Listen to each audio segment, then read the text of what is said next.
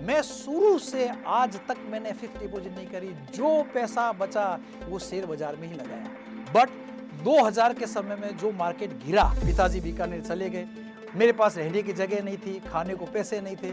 मैंने बीकानेर का एक दोस्त जिसके माँ बाप कलकत्ता रहते थे, उनसे रिक्वेस्ट की कि क्या मैं 2-3 महीने आपके घर रह सकता हूँ, और सारे शेयर एक ही दिन में बेच दिए। जिस दिन मैंने वो शेयर 2006 में जो शेयर बेचे थे, उनकी कीमत आज 200 करोड़ रुपए। मैंने हर गम खुशी में ढाला है, मेरा हर एक चलन निराला है। लोग जिन हादसों से मरते हैं, मुझे उन हादसों ने पाला है। दोस्तों, शुरुआत हुई 1986 अगस्त में, जब बीकानेर से पढ़ाई लिखाई करके पिताजी ने कलकत्ता बुला लिया। पिताजी ने कलकत्ता बुला के अगस्त 1986 में मेरे किसी एक रिश्तेदार के यहाँ नौकरी पे रखा दिया। रिश्तेदार के यहाँ प्लास्टिक की फैक्ट्री थी, 16 घंटा काम करना पड़ता था। जब 3 महीने बाद उन्होंने मेरी सैलरी डिसाइड की, तो उन्होंने बोला तुम मेहनत अच्छी कर रहे हो, तुमको हम 900 रुपया महीना देंगे। मैं तैयार हो गया। 900 रुपये में से 500 रुपया मेरा खाने का खर्चा था और 400 रुपये में सेविंग कर रहा था। पिछले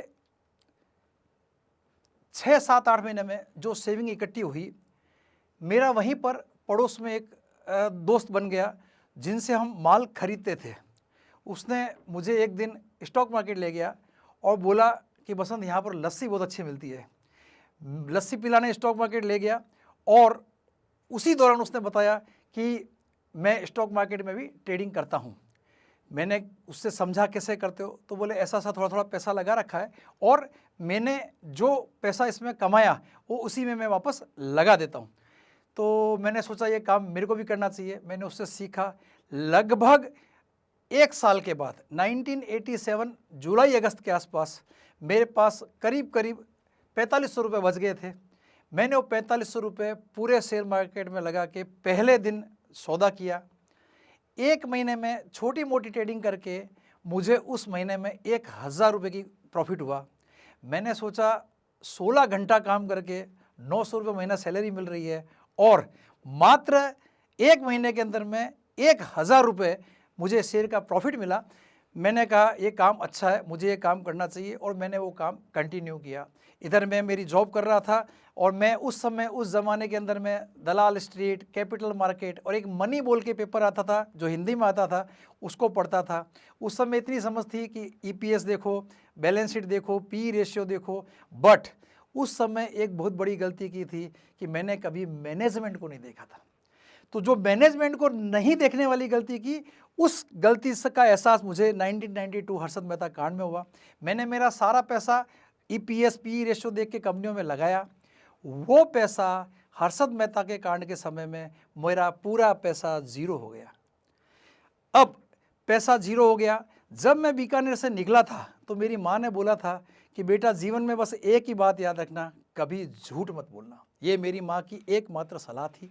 और पिताजी जब मैं कलकत्ता आया तो पिताजी ने मुझे 2 बात बताई कि एक तो जिंदगी में किसी भी कीमत पे किसी से 1 रुपया उधार मत लेना।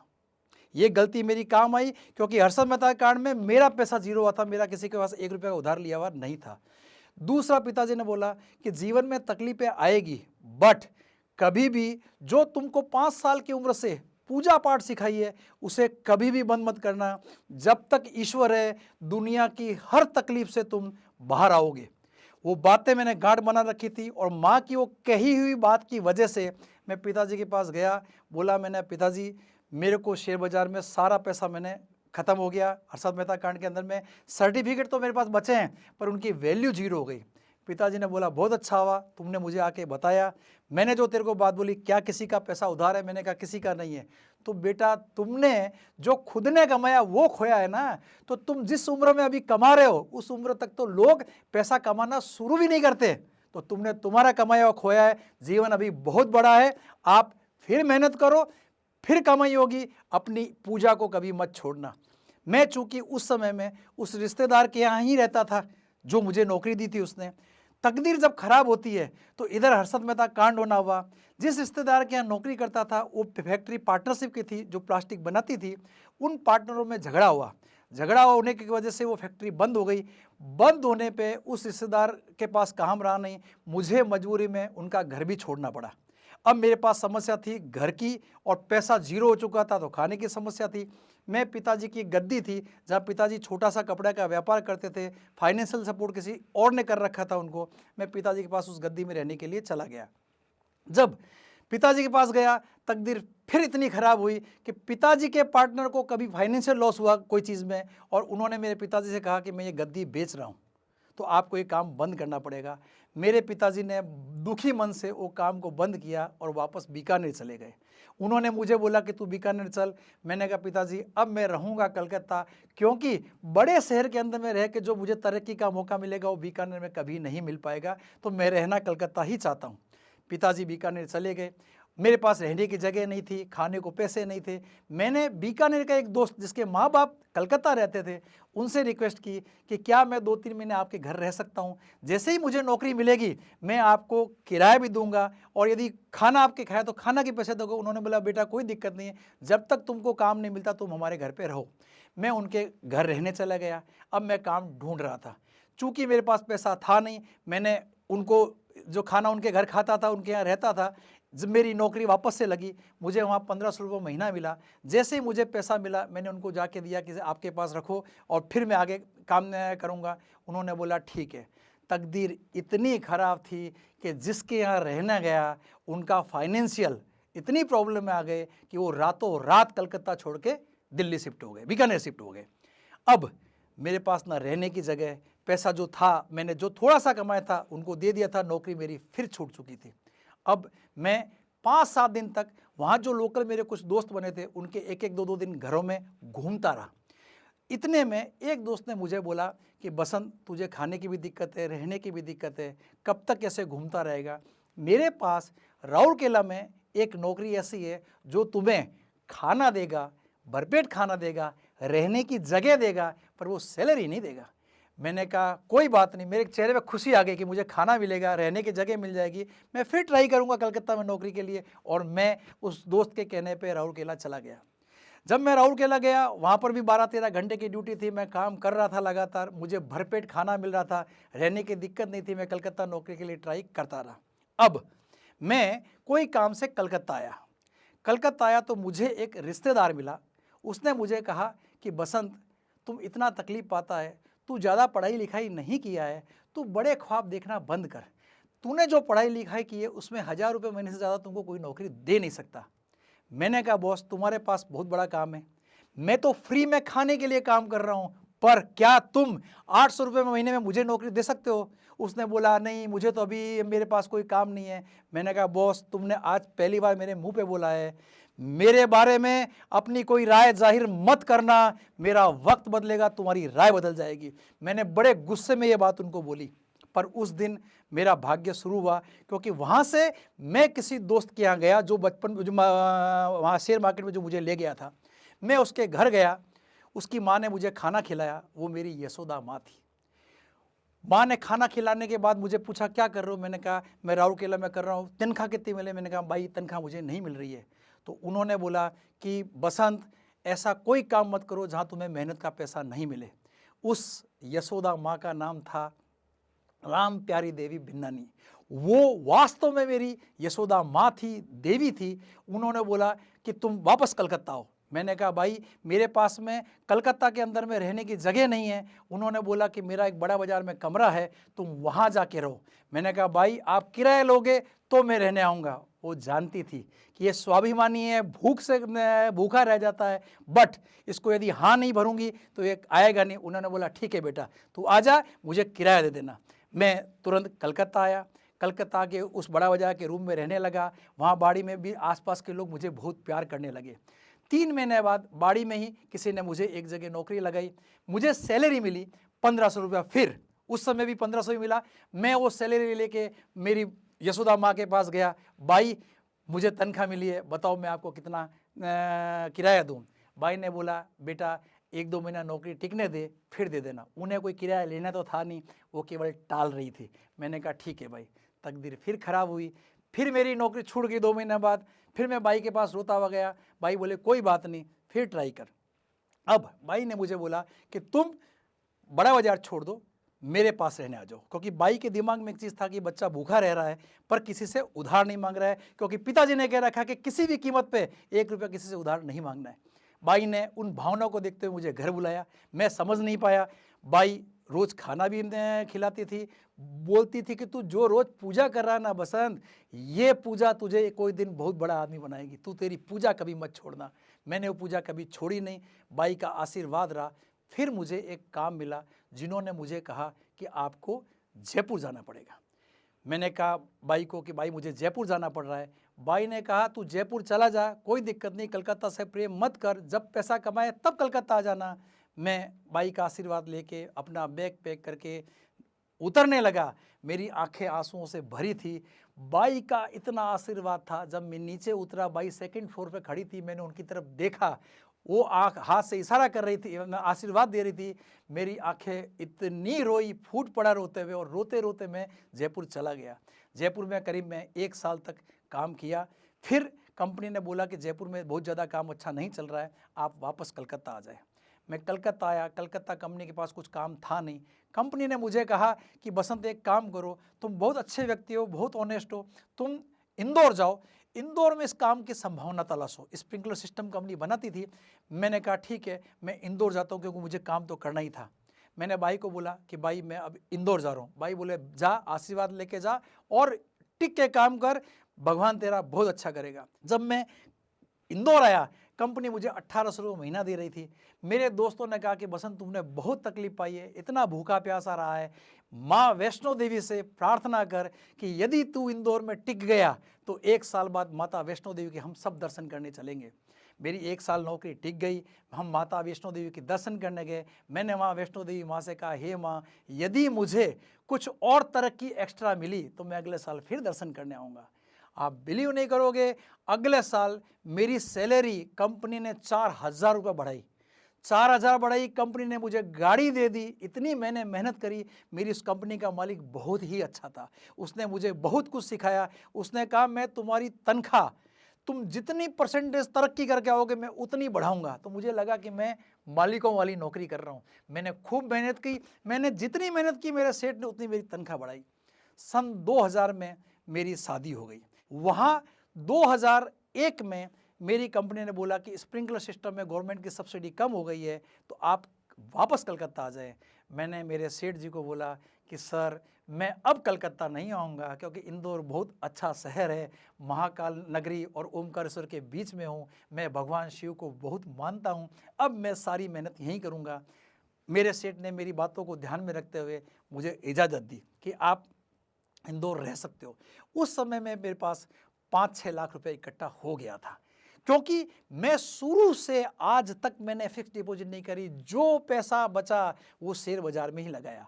बट 2000 के समय में जो मार्केट गिरा, मैंने वो 5 लाख रुपए मेरी शादी और घर के लिए निकाल रखे थे, वो पैसे मेरे पास बच गए। बाकी 2000 में भी मेरे पैसे शेयर मार्केट में ख़त्म हो गए बचे हुए। उस पैसे से मैंने घर खरीदा, 2 लाख रुपए का लोन लिया। 2001 में चूंकि मैं उस कंपनी में काम करते करते मेरी तनख्वाह बढ़ गई थी, मेरे पास एक्सपीरियंस खाली उसी सिस्टम का था, तो उस कंपनी के प्रोडक्ट की वजह से मुझे कोई सैलरी नौकरी देने वाला मिला नहीं। मैंने उसी समय 2002 में प्राइवेट इंश्योरेंस कंपनी आई। मेरा फाइनेंस का इंटरेस्ट था। मैंने सोचा कि मैं इंश्योरेंस का एजेंट बन जाता हूँ। मेरे पास पूंजी भी नहीं है, तो बिना पूंजी के ये व्यापार बहुत अच्छा कर सकता हूँ। मैंने धीरे धीरे मेरा संपर्क बढ़ा चुका था। अब मैं HDFC लाइफ इंश्योरेंस का एजेंट बना।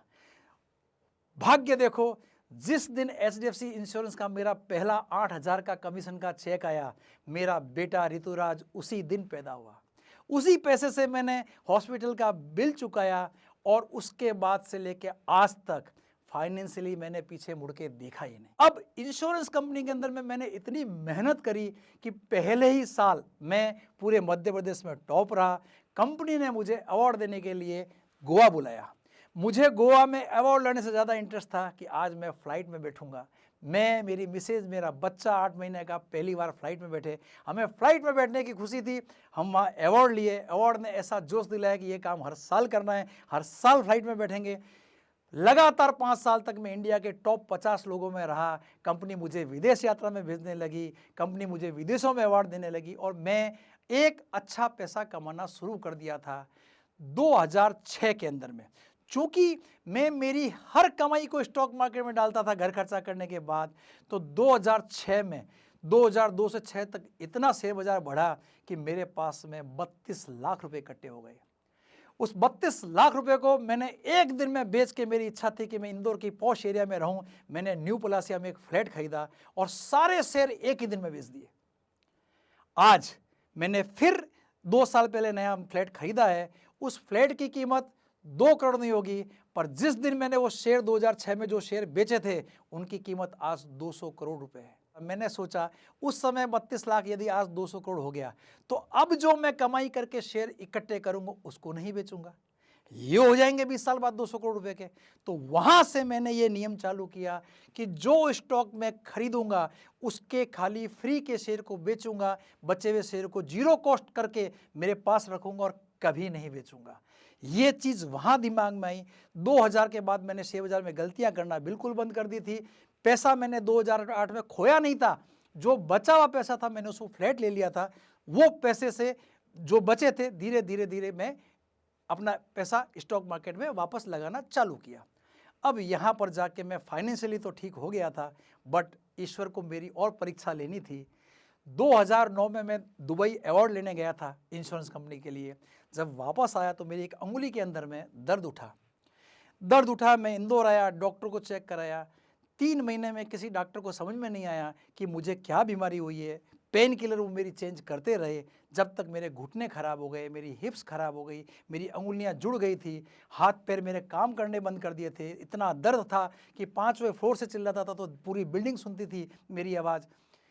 फिर किसी एक सीनियर डॉक्टर ने मुझे देख के बोला इंदौर में कि बसंत तुम्हें अर्थराइटिस हुआ है।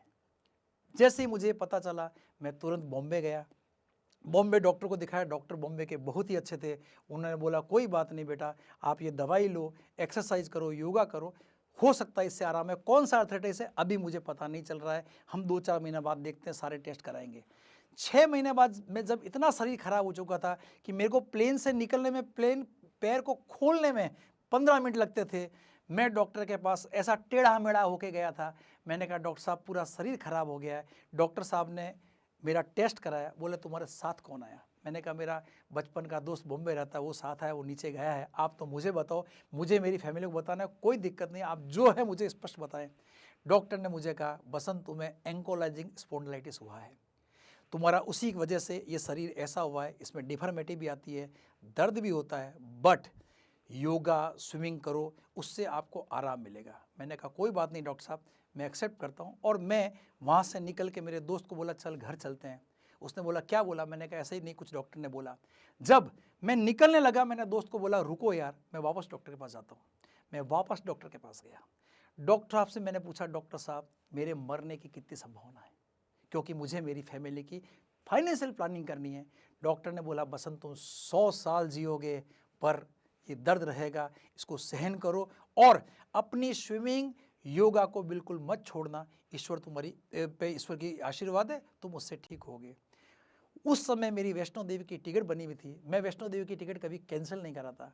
मैं पालकी में बैठ के अपने परिवार को लेके वैष्णो देवी दर्शन करने गया। मैं खड़ा होके चल नहीं सकता था। मैंने माता रानी को कहा कि माता रानी मैंने इतने साल पैदल यात्रा की है, यदि मैं खड़ा होने लायक हो गया तो मैं अगले साल 2 बार दर्शन करूंगा, 2 बार पैदल यात्रा करके आऊँगा। माता रानी ने ऐसी कृपा करी कि 1 साल बाद मैं खड़ा होकर चलने लगा और मेरा शरीर धीरे धीरे ठीक होने लगा। योगा, मैं जिंदल नेचुरोपैथी गया, नेचुरोपैथी से मेरे शरीर को आराम मिला। मैं अगले साल परिवार को लेके गया और 7 दिन के भीतर मैंने वैष्णो देवी माता की 2 बार पैदल यात्रा करी और माता से आशीर्वाद दिया कि मुझे स्वस्थ रखे और मुझे कुछ नहीं चाहिए। वो दिन है, आज का दिन है। मैं वापस में जा रहा हूँ, मैं पूर्ण स्वस्थ हो चुका हूँ। मैं रोज़ 4 घंटा टेबल टेनिस स्विमिंग क्लब जाता हूँ, मुझे कोई दिक्कत नहीं है। बट ये 2009 से 2012 के बीच में जब मैं बेड पे था तो मेरी अर्निंग बंद हो चुकी थी। इंश्योरेंस की जो रिन्यूअल कमीशन की कमाई थी उससे मेरा खर्चा चल रहा था।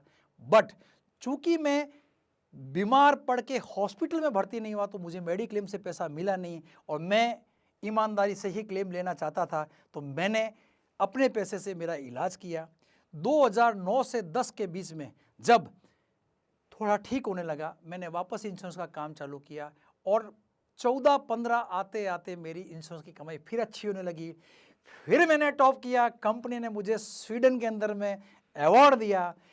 वो जो 2014-15 में मैंने पैसा कमाना शुरू किया, तब से लेके अभी तक मैं जिस स्टॉक में इन्वेस्ट करता हूँ उसमें फ्री के कॉस्ट के रख के बाकी बेच देता हूँ।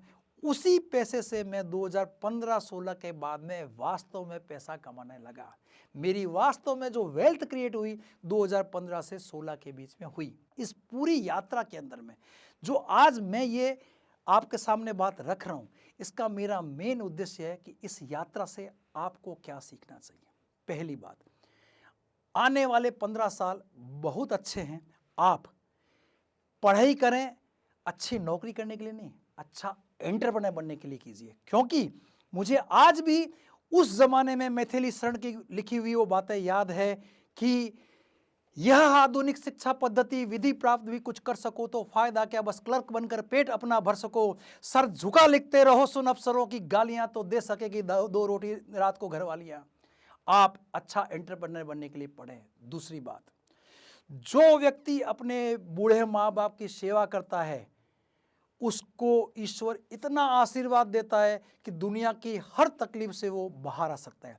अपने माँ बाप की सेवा करो। माँ बाप की सेवा करने के लिए माँ बाप का बीमार होना जरूरी नहीं है। माँ बाप की सेवा आप उनके साथ क्वालिटी रोज 1 घंटे का समय बिता के भी कर सकते हैं। मैं मेरी माँ के साथ रोज 1 घंटे लूडो खेलता था, मेरा बेटा खेलता था, मेरी बीवी खेलती थी। जब आप बड़े बुजुर्गों को समय देते हो तो ये भी सेवा है।